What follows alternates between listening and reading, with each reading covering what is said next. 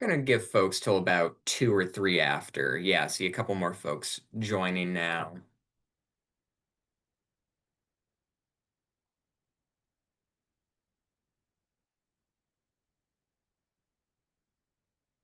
I believe everyone has already taken care of it, gotten ahead of me, but if you haven't, we always ask folks to change their Zoom name just to also indicate the community and the state that you're here representing.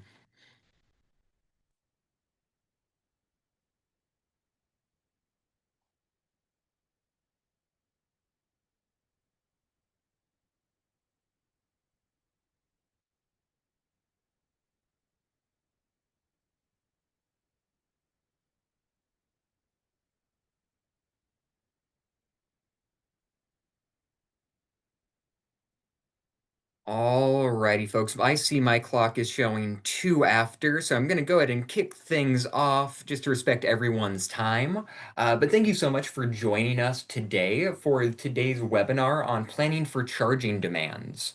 If you weren't aware, just a reminder that today's webinar will be recorded, just so that anyone that's not with us here today can still access all of this great content. And just a little bit about what we will be covering today.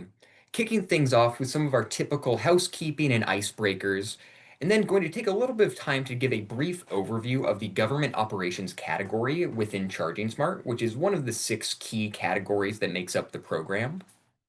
Then we're going to hand the time over to our very special guest speaker, Aradhana Gahlaut, who is a senior associate of clean transportation with Rocky Mountain Institute, or RMI, who's going to be providing an overview of RMI's Grid Up for Communities tool.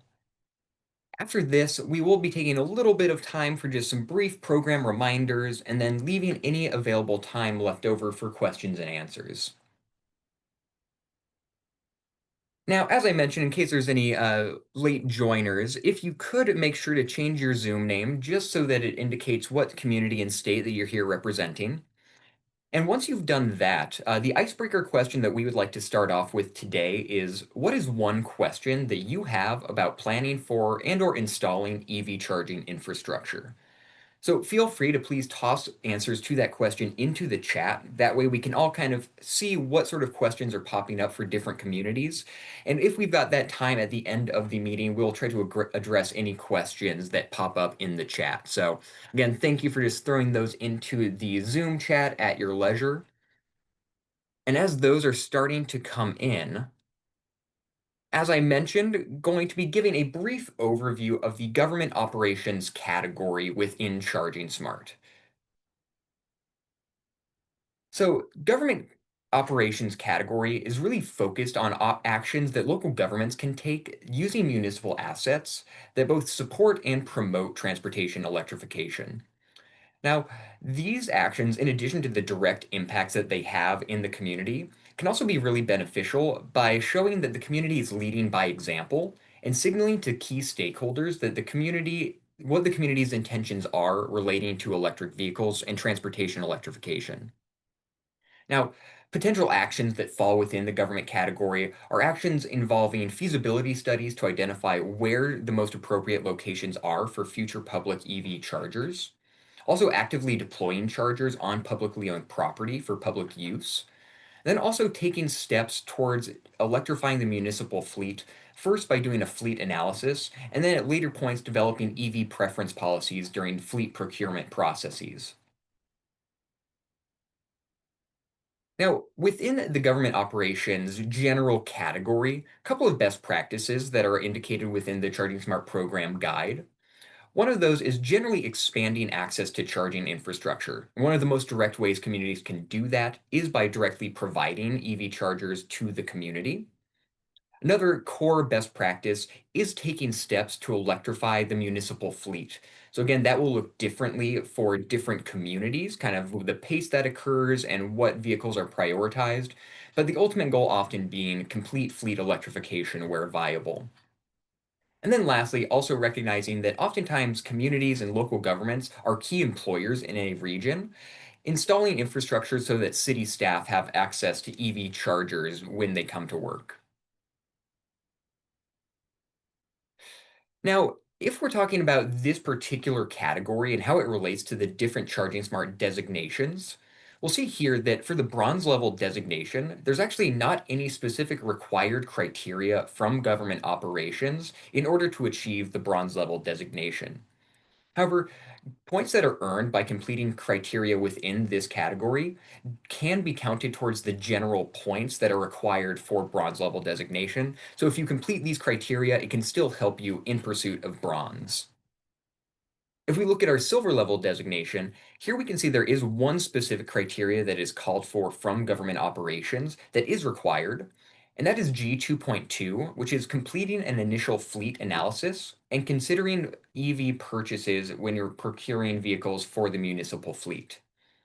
Now, actually, within our program guide, we have a very particular resource that is linked that helps communities with this criteria, and that is the Electrification Coalition's Dashboard for Rapid Vehicle Electrification, or the DRIVE tool.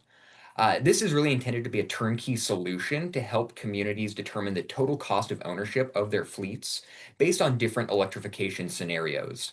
This is also a really nice tool because the only information required on the part of communities are vehicle VIN numbers, their annual mileage, and the number of years of use. So, really intended to make this initial fleet analysis criteria really straightforward and simple for communities. Now, we see for the gold level designation, here we have actually three particular criteria within government operations that are required to achieve gold. The first being a comprehensive fleet analysis, not to be confused with the initial fleet analysis that we just discussed, which is required for a silver designation. The key differences here is that this comprehensive fleet analysis will just require additional information, and we ask communities to analyze additional factors, things like the duty cycles of vehicles, typical route lengths or service periods, parking locations, vehicle ages, things like that, all in an effort to determine the best course of action for fleet electrification. Now, related to this particular criteria is our next required criteria, which is G2.5. And this requires communities to electrify at least one light, medium, or heavy duty vehicle within the municipal fleet. And here, hopefully, you can see how the Charging Smart criteria are intended to inform one another and build off of one another. In this case, hopefully either your initial fleet analysis or comprehensive fleet analysis gives you the information to determine what the most appropriate vehicle might be to electrify first. Then lastly, the final required criteria from government operations for gold designation is it to procure, contract, and or install a publicly available charger for public use. Now, if you're looking at the program guide, you'll see that actually communities can choose between three different criteria that will all satisfy this requirement. That's G 1.4, 1.5, and 1.6. All are similar in that they call for the deployment of charging infrastructure, but differ just based upon where the charging infrastructure is located. And we'll get into some of those nuances in just a couple of slides. Now, one thing we did want to note is the fleet analysis requirements. So you probably recognized or noticed that there are similarities, both silver and gold level designations calling for a fleet analysis, one being that initial fleet analysis, and then one being that comprehensive fleet analysis for the gold level designation. Now, in earlier versions of the Charging Smart program, this was actually one criteria that just called for a fleet analysis. But in the most recent round of program updates, we actually split these into two distinct actions, and with the distinction really being the level of detail of the analysis, which of course will relate to the amount of information and internal capacity required. So the intention being here that for that initial fleet analysis, the idea is that it would be a lighter lift, perhaps more appropriate for communities that are a little bit earlier on in their transportation electrification journey. Now, we do recognize that the differences between these two criteria may not be entirely intuitive.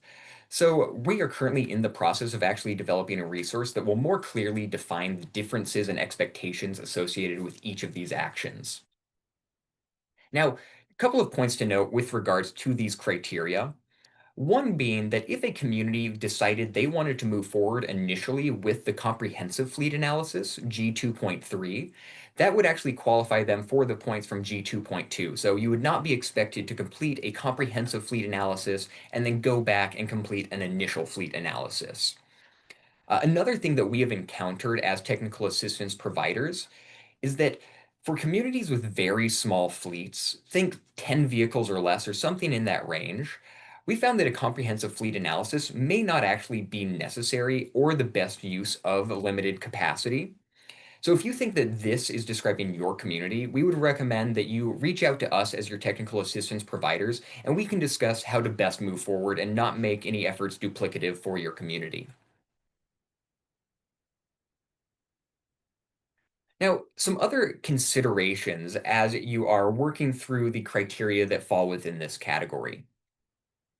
One being, how is the location of charging stations? How can they be optimized to serve all neighborhoods and all residents within your community, especially those that are in locations where maybe there's a higher concentration of multifamily housing or high ratios of renters?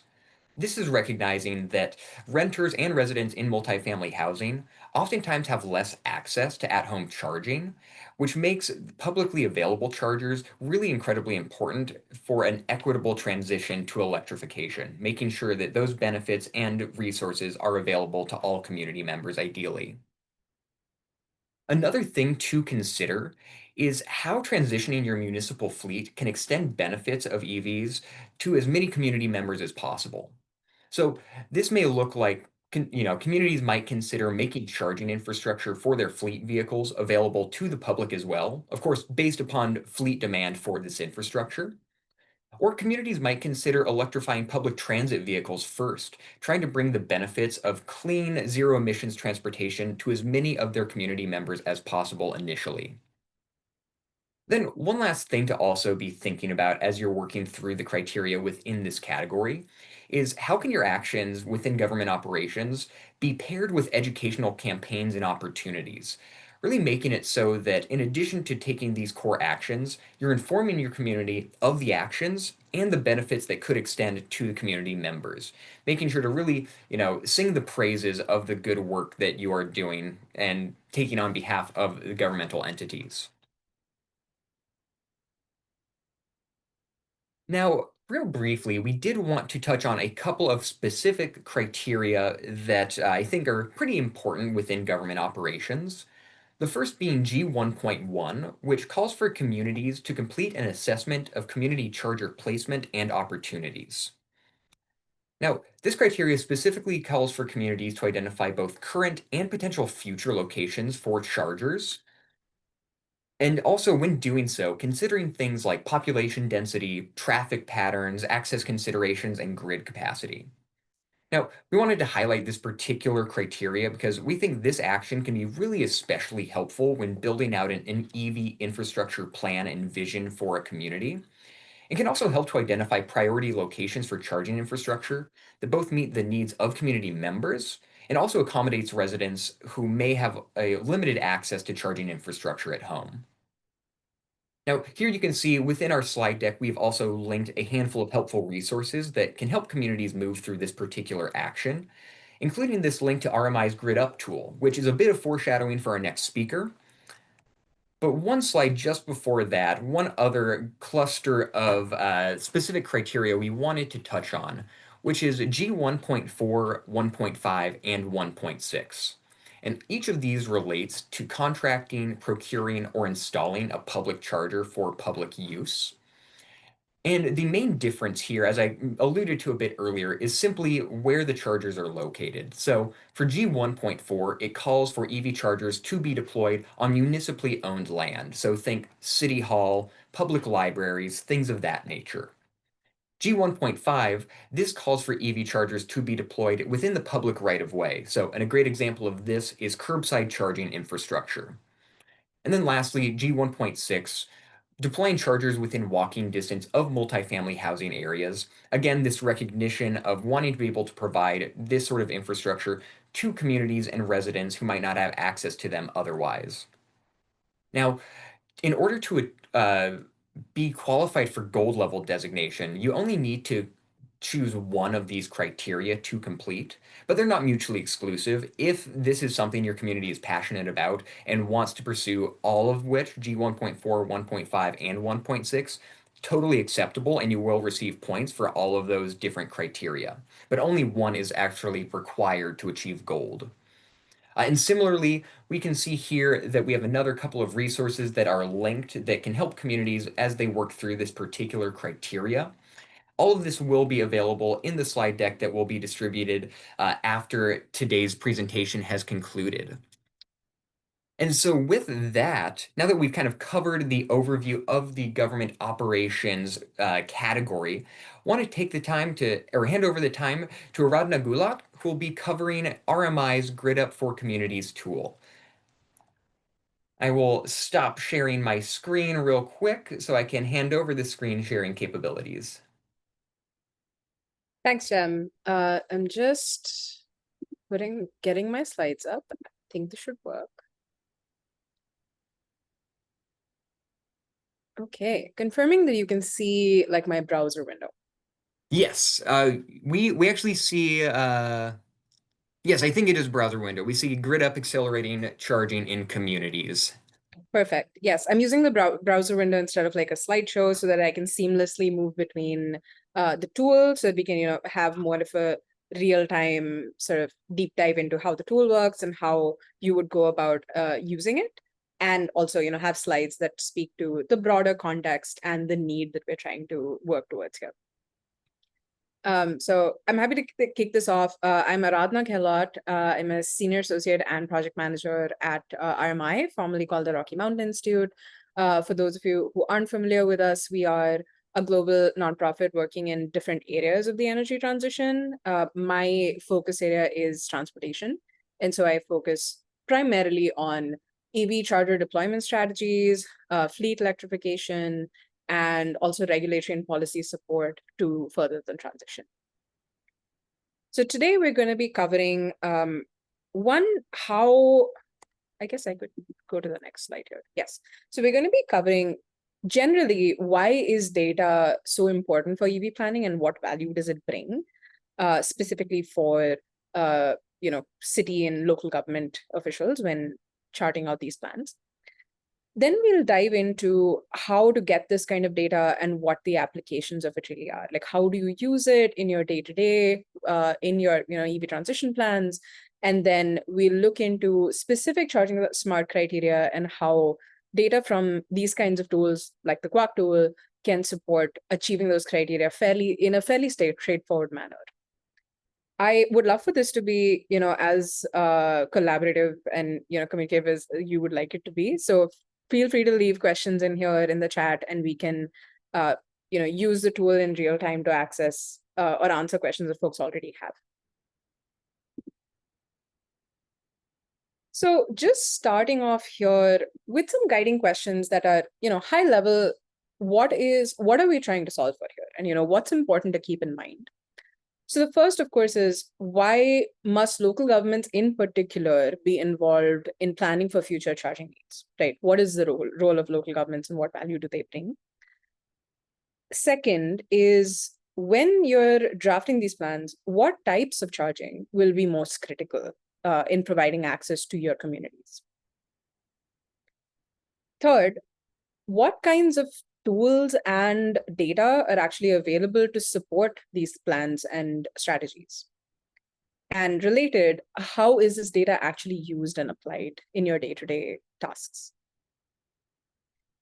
Now, thinking of all of this and connecting it to the project that we're talking about today, how can you further your community in terms of its access to low carbon or electric transportation while also meeting charging smart criteria along the way?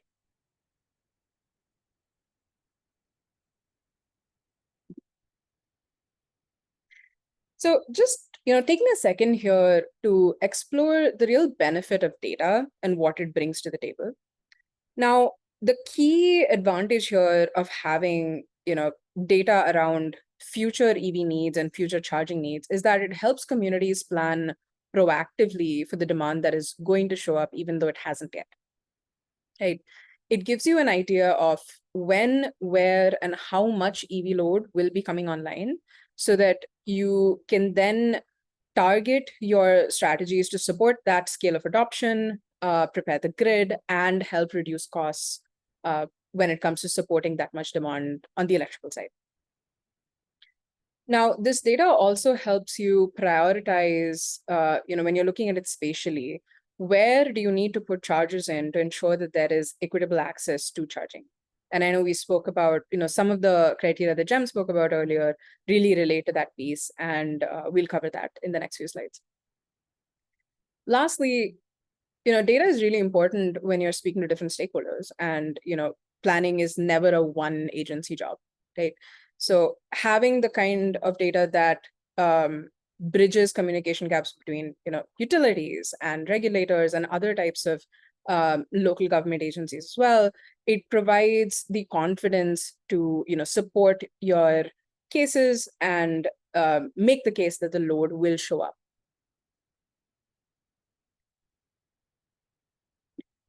Now, looking specifically at one type of data, which is EV charging demand forecasts. Now, these can be used to, one, like we said, estimate the scale of the demand that's upcoming, inform transportation program design, and generate local stakeholder buy-in. Now, what do we mean by these? We'll start from the last. Now, when we talk about stakeholders in this transition, two key stakeholders that typically require buy-in from are the utility and, say, your city council. Now, for the utility, having data like EV load forecasts that are either the number of ports that will be required in your communities or the peak load, so the actual kilowatt or megawatt peak load that would affect different points in the grid, having this kind of data can really support the conversations you need to have with your utility, whether it's around proactively upgrading parts of the grid to support future charging or developing a charging program or EV specific charging rates. Now, similarly, when taking these cases to city council for approval, having this kind of data can really emphasize, one, the scale of the problem, right? The actual number of charges that you're trying to solve for here, the impact, so the number of people you will be affecting and providing access to, and the need, which all comes together to give you a pretty urgent need for why these programs and initiatives are required. Thirdly, this is not always about personal cars, right? This kind of data, having the insight into hyperlocal EV adoption forecasts can also provide insight into local travel patterns. And that can further inform where like high needs in the future would overlap with, say, lower income areas or areas that are transit deserts, and provide information for program design around, whether it's a transit expansion project or e-bike projects or multimodal access projects. And that, brings in an angle of VMT reduction and also reducing the economic burden on communities to buy EVs to have access to electric transportation. And lastly here, something that's been pretty popular, at least in the, e-bike and other spaces here, are local financial incentives to support the transition. Now, to actually develop an incentive, a big important factor is to know the size that you're building for, right? And so if you have an idea of the number of charging ports that you may have to support in the next, say, 5 to 10 years in your community, and you also know how many of those ports coincide, say, with areas that have high densities of multifamily housing residences and also lower income residences, that helps you create targeted financial incentive programs. Okay, so we spoke a lot about how we could potentially use data. Now, how do we actually get the kind of data and the right kind of data? So one tool that we'd like to highlight today is RMI's GridUp Accelerating Charging in Communities tool, or the GUACC tool, as we fondly call it now. This is based on a parent tool called GridUp that RMI created with more of a utility focus, and is being tailored through this GUACC tool more towards local governments and communities. Now, this tool, it looks like this. We will look at it live in the next minute or so. But just broadly, what this tool does is it provides detailed EV charging forecasts through 2035. Now, these forecasts include the number of EV charging ports, the maximum peak load or annual hourly charging peak load in kilowatts or megawatts, and the daily energy consumption from charging in kilowatt hours. Now, all this information is available by different charger types, as we'll see in the tool, and it is available at a geographical level as granular as a census block group.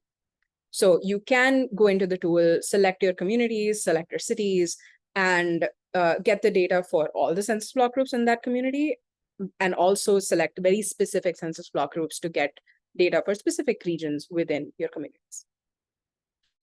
So transitioning here to this other tab where I have the tool open. All right. So this is what it looks like when you open it and like access the actual link. Now, let's start with, is there, Jem, is there a city that is, potentially of interest within this cohort? Would anyone like to throw out a city that they would like to look at?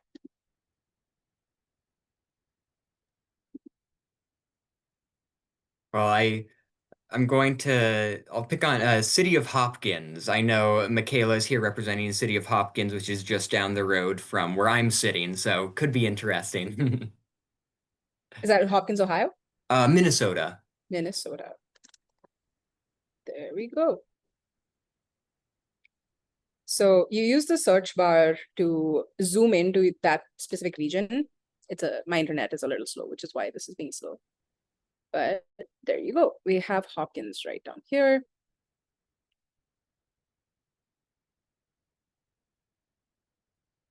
Yes. And you can look at, like, this is a specific block group in Hopkins that I have selected right now.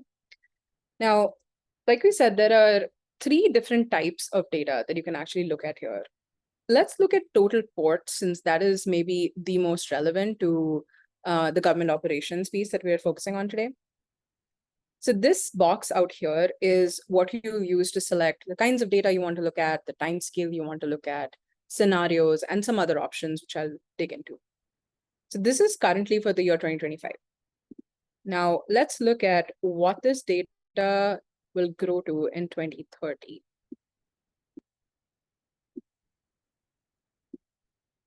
Okay, I am just a second. Yes. And let's look at the unmanaged scenario to kind of look at the worst case, of the needs for this region. Now, we're currently looking at one census block group, and the data tells us that in 2030, this block group will require a majority of single-family home L2 charging, with some multifamily home L2 charging and a lesser amount of public and workplace charging. Now, you can zoom into this and actually see what the local factors are that may be contributing to this. You'll see that this looks like it does have a lot of single family homes in this region. And this is just by, just visualizing it. This data is available to download, and you can overlay it with your specific spatial information, your GIS maps, and see how, it falls within zoning requirements, different types of land use as well. So that makes sense. This is mostly single family homes is what you would anticipate. And then in 2035, it more than doubles the requirement for both single family homes and multifamily homes. So this is the kind of information that you can get for specific block groups, and you can change them. Now let's see, this one looks like it has a little more businesses, which makes sense. When you look at the data, your needs for single family home L2 reduce significantly, where apartments and commercial locations increase, leading to a higher need for charging in these kinds of places. Now, this is where I would draw a parallel to what we were just talking about in Jem's presentation about identifying where public charging would make the most sense and put in the right of way, right? Or destination charging. You can use this kind of information to look at where specific destinations are in your community, where the needs are going to be higher, and identify those as where you'll be installing charging to get points for charging smart criteria.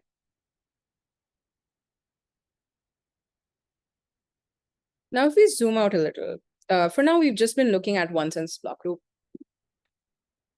You can go into, if you click this more options button out here, this lets you select a specific place. So the utilities option actually lets you select a utility service territory. I don't think we have every utility service territory built in here because of data limitations, but we have most of them. But let's look at places for now. So if you want to choose Hopkins as a place, so this is the entire city of Hopkins. And if you would like information, the same kind of data, total number of ports, peak load, all of that information for all the census block groups within this city, you'll select this and click on this download button. So this will give you all of that information in a CSV file that could easily be loaded into your GIS or other kind of data analysis software that you use.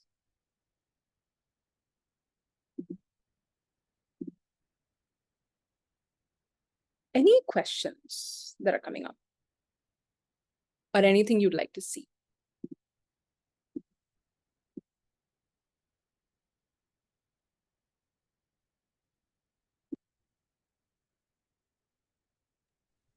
Looks like we've got one reaction that seems like a cool program, which I absolutely agree with. This is really fun to see a live demonstration and see the actual functionality conducted by an expert.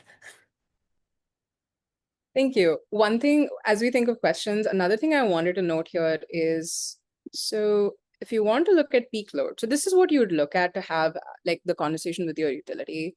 And say we choose the same census block group that we chose earlier. This gives you like, and during a representative day in a year, what the peak load is going to look like for all charging across this census block group.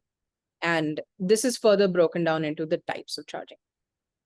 So you see here for this census block group, which I think is where I think I saw City Hall. So, that area, you'll see there's a lot of multifamily housing, somewhat workplace, a lot of public charging as well. That'll be, contributing to this pretty big peak.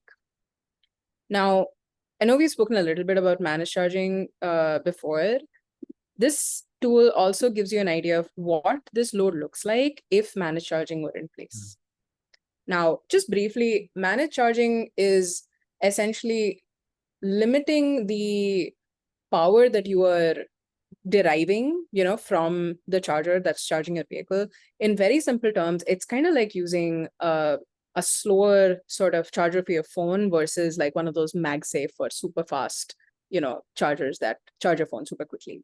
It's very similar to that. It's just that it drives the peak higher. I know for most of you, this is the information you already know, but it also drives the rates higher, and it leads to a higher need for infrastructure to support that kind of load. So this gives you an idea of what that peak would look like reduced with managed charging. And you see that the structure completely changes, brings it down considerably, even though the split is pretty much still the same. Mm-hmm.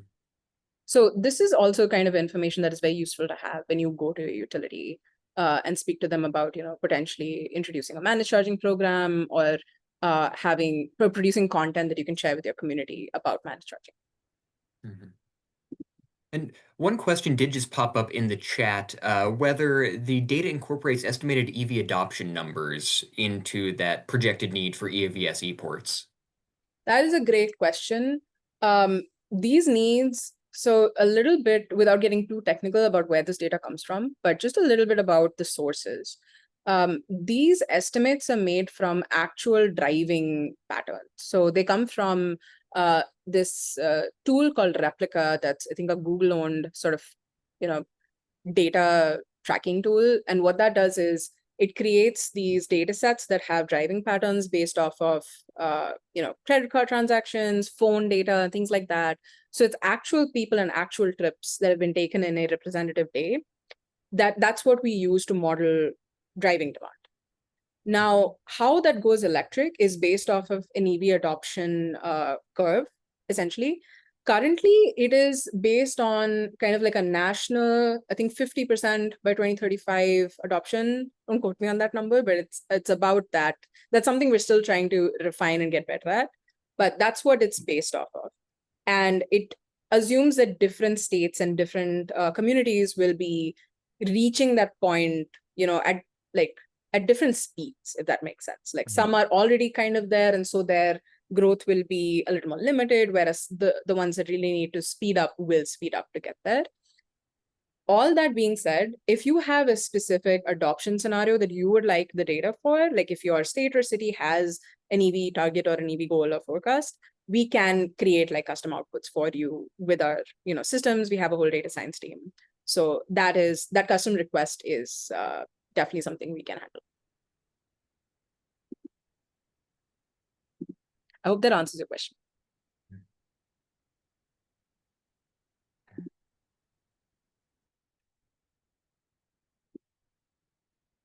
Great. So I know we don't have a lot more time left here. So just going back to these slides and, driving this connection back to charging smart, as we were talking about earlier.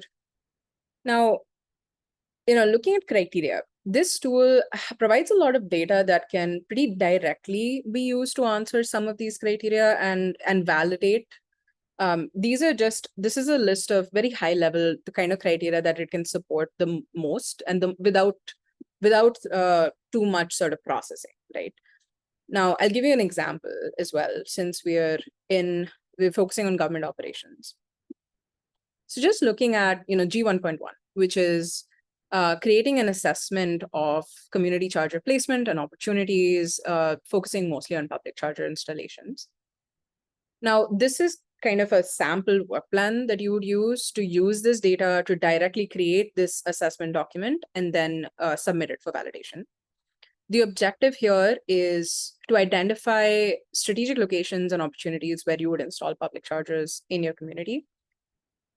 I hope that's already a little intuitive from what I've shared with the tool, but it does seem like it's something the tool can answer, right? And so what you would do here is you'd use the tool, download EV charging ports for your city forecast. Now you can use 2030, you can use 2035, depends on what time horizon you want to build for. Using those forecasts, you can filter for all the public charging. So where is the most public charging need showing up on your map? And that gives you an idea of the locations with high concentration of that public charging need that may also overlap with demographic requirements, right? Where is there a high population density? Are there some popular destinations where people tend to idle and spend more time at? Are there like shopping destinations, large workplaces or business centers as well? Now, using that spatial information and also the number of ports that you've downloaded from the tool, you can create an assessment document of the locations that you think would make sense and would serve a big, a large portion of your community, and also estimate the number of ports that you would potentially put in to support that need. So that is 1.1. And the way you would scale this to 1.4, 1.6 that we were talking about earlier, when you're looking at specifically multifamily housing or specific applications, you could overlay this information, which is it's a spatial data set. So you can overlay it with a housing density or land use data set and see where those overlaps exist and where needs as well as multifamily housing concentrations are high, and choose those as strategic locations for installation. So this is an example of, just going into next steps. This is an example of things that we are happy to support if, we think, Jem, am I correct that this slide deck will be shared with the group? Yes, absolutely. Awesome. So take a look at this once you have access to the slide deck. If anything out here jumps at you in terms of stuff that you're trying to work on, or you would like to have completed in the near future, we're happy to support with one-on-one TA requests on that front, using the tool and kind of getting you the data you need to create those deliverables. So yeah, I think that is the end of my presentation. Amazing. Thank you so much, Aradhana. That was a fantastic presentation, really fascinating tool that RMI has put together. And I know that I've talked to many communities that are excited about diving into using it. So thank you so much again for that hands-on demonstration, really helpful. Of course, thank you. Let me just real quick get back over to the slide deck and just real quickly before we get open the time up to some questions and answers, just a couple of program reminders for folks. First, again, we will be distributing these slide decks out to folks after the webinar has concluded. Here is another really easy way to access the GUACC tool, which is now, I believe, held on the Energy Ready website. There is a link there. So just want to make sure folks have access to this fantastic tool RMI has put together. Also, just another reminder that the program guide, kind of the compendium of information for the Charging Smart program, has a lot of great information on all of the different government operations criteria, including resources like the GUACC tool. So again, we always recommend to folks, if you have questions or you're pursuing a criteria, first looking at those resources. And of course, we are always ready here at GPI and any technical assistance providers for the Charging Smart program, always here to offer one-on-one support beyond what is provided in the program guide.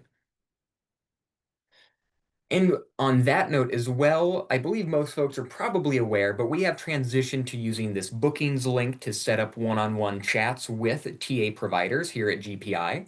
So again, this link will be active when we send out this slide deck. If there's any questions that pop up as you're working through these criteria, or if you're just wanting to schedule a check-in, again, feel free to use that bookings link.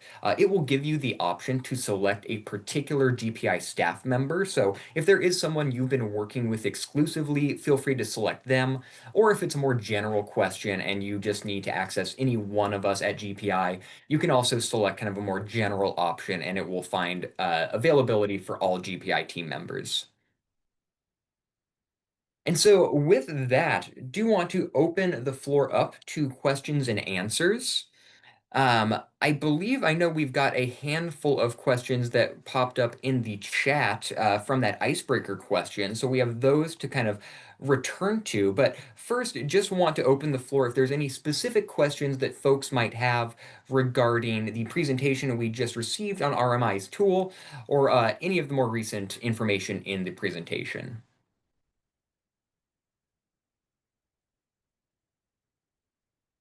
All right, hearing none, and of course, feel free to throw additional questions into the chat and we will get to those. But just looking back at some of the questions that we had already had, I'm going to go ahead and stop sharing my screen real quick. But one of the first questions we had from Michaela with the City of Hopkins, is there a best practice to reference for the question, how many EV chargers are needed per parking space? So I think this is a great question, and actually there's really not a definitive answer. It's not going to be a super satisfying answer, at least. Um, we are seeing different communities set different standards across the nation at this point. Really, the complexities get to where this should be based on expected EV adoption rates, kind of what we were discussing with the GUACC tool, kind of thinking about how rapidly is your community adopting EVs. That should probably inform how many charging spaces are needed per parking space within a public parking lot. One approach that we have seen that I think is interesting that the city of Madison in Wisconsin has actually done is an EV ready ordinance that actually is scaled over time. So I believe it's between 2024 and 2027. They require that 5% of parking spaces are EV ready and 1% of that is EV installed. But then over time, by I believe the year 2045, they reach a maximum point where 50% of parking spaces are required to be EV ready, and some percentage of that is required to be EV installed. So all that to say, there is not necessarily a best practice specific number that we can provide. It is a bit more context based, but a recommendation we would give is looking at EV adoption rates within your community and maybe extrapolating from that to understand what ratio of parking spaces should become EV ready or EV installed. Now, next question I see here is Are there sample ordinances that other cities have adopted to allow for EV infrastructure planning? And I will say, at least on GPI's end, yes, we actually do have some resources that are essentially, uh, we've aggregated various examples of how communities are addressing EV infrastructure through their ordinances. So happy to provide that. I've noted down these questions, so any of them that require follow-up documentation, happy to provide that. Um, so yes, I think there are plenty of examples that address that question, but I think it's probably not the best use of our time to go searching for those right now, but needless to say, we'll be happy to get you that information shortly after we wrap up our presentation. So another question I'm seeing here from Ben with Lucas County is, are there best practices for updating zoning and planning guidelines to include charging in both single family and multifamily housing? So I would say yes. And thinking of what some of the criteria call for in the Charging Smart program, one tool that we really advocate for and that is best practice in a lot of communities is developing EV-ready ordinances. That can either be for new construction or it could be for major renovations, but essentially setting guidelines and requirements for when a new property is developed or there are major renovations, setting standards for the number of parking spaces that need to either be EV ready, EV capable, or EV installed. One thing I will also note is that there are some communities that we work with that actually have state level preempting legislation that prevents them from requiring EV installed parking spaces as a condition of approval for building developers. So, some other potential avenues that we have seen people take is rather than using kind of what I would say is more of the stick version of requiring EV charging infrastructure, going more of the carrot route. We've seen some communities who include the addition of EV charging infrastructure as a way to gain density bonuses when they're building out properties. We've also seen some communities that actually incorporate EV requirements, EV parking requirements into their TIF agreements with developers that are receiving benefits through a TIF. In return for that, they are expected to provide EV charging infrastructure on the properties that they're developing. So again, some of that is based upon what the local landscape looks like in your community and kind of state level preempting legislation. But generally speaking, we think that EV-ready ordinances are a great way to really future-proof your community and ensure that down the road there's increasing levels of charging infrastructure. All right, just moving down through these great questions. I think these are all really helpful to discuss a little bit. And again, please, folks, if there's anything I'm discussing that you'd like more context on or more clarification, feel free to hop off mute or drop a note in the chat. Now, here's another question from Michaela, which is how to lead conversations with private entities to plan for and deploy chargers at their sites. For example, the city of Hopkins doesn't have any sites along a corridor in Hopkins, but there are a few well-positioned private businesses there. Now, again, I think each local community is going to be, its own particular flavor in terms of the relationship with the public sector and private sector, and those conversations should be informed by that relationship, of course. But that aside, again, I think you have multiple options being either, again, using kind of the carrot or stick analogy, whether you want to require chargers from private entities through things like EV-ready ordinances. Again, that could be a bit more divisive, really depends on the relationship with developers and private property owners in your community. But alternatively, more carrot end of the thing of the yeah, more carrot approach, I suppose, would be looking for ways to offer incentives to private property owners, either through a utility or any incentives that the community is providing for EV charger installation, really helping to make that burden as low as possible for the private entities that you would ideally like to have charging infrastructure placed on their property. Another thing that we also love to note is just the benefits to private property owners that they can expect to experience when they deploy charging infrastructure in their private property. We've got some research that we've actually been reading up on that has looked at the effect on local businesses that are located in close proximity to charging infrastructure. Without getting into too many of the details, what is found is higher levels of foot traffic, higher spending patterns at those locations that are co-located with charging infrastructure. So I think being able to frame the conversation and how can this also benefit the private entity as well as the larger community is a great place to start. Jem, And I then, might jump in oh, and promote your the messaging guide that you have recently developed, which I'll link again in a follow-up email. But that might help kind of frame some of like if you're Michaela wanting to like go and have a conversation, some good resources and ways to frame the conversation that might be helpful. yes, thank you so much, Rebecca. That is a great thought, and we can make sure to get that document shared out to the group. But yes, that resource that Rebecca is mentioning, some folks might have seen a little bit of it in our last month's webinar, but really intended to be a resource to have these sort of conversations with, either elected officials, key decision makers, or private business owners about really how to frame the benefits of electric vehicles. So that could be hopefully a useful resource in having those conversations. Then the last question that I am seeing here in the chat has to do with fleet study. Again, this is from Michaela with the City of Hopkins, and the note is the city is looking to complete some level of a fleet study in the next 5 years. Would the drive tool be sufficient for that, or would you recommend another route? So what I will say, the drive tool is a fantastic resource for, I think, understanding total cost of ownership. Where it maybe falls a little short is additional information about, beyond just the cost of ownership, like what vehicles would be viable in terms of an electric alternative to a current gas-powered fleet vehicle. There are other resources we can absolutely recommend.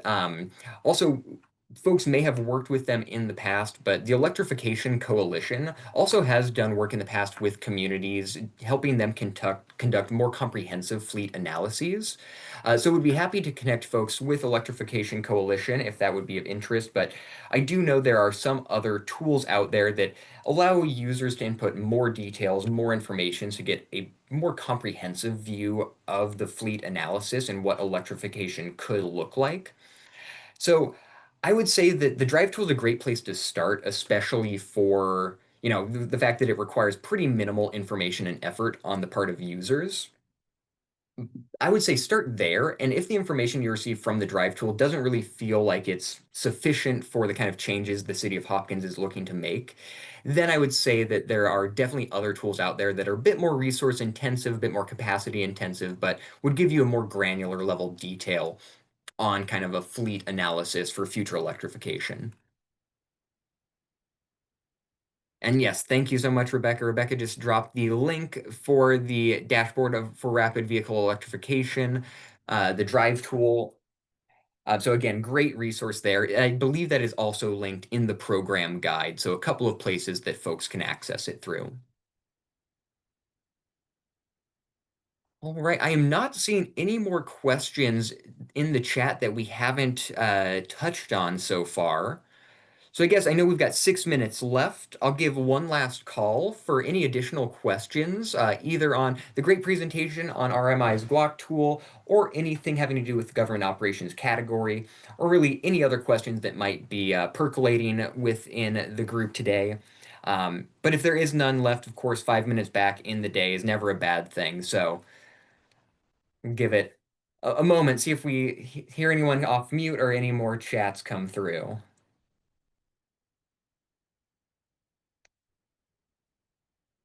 All right. Well, seeing none, again, if something comes up as soon as we log off, a question that you just thought of, feel free to reach out to us. We will be following up with the slide decks and eventually the recording of today's webinar. And in the meantime, feel free to use that bookings link if you'd like to have a one-on-one conversation with myself, Rebecca, Mackenzie, or any of the other GPI staff members that work as technical assistance provider for Charging Smart. So with that, I think 5 minutes back in the day is a great thing. So thank you so much for everyone joining us today. It was really great to have this conversation and to learn a bit more about RMI's GUACC tool.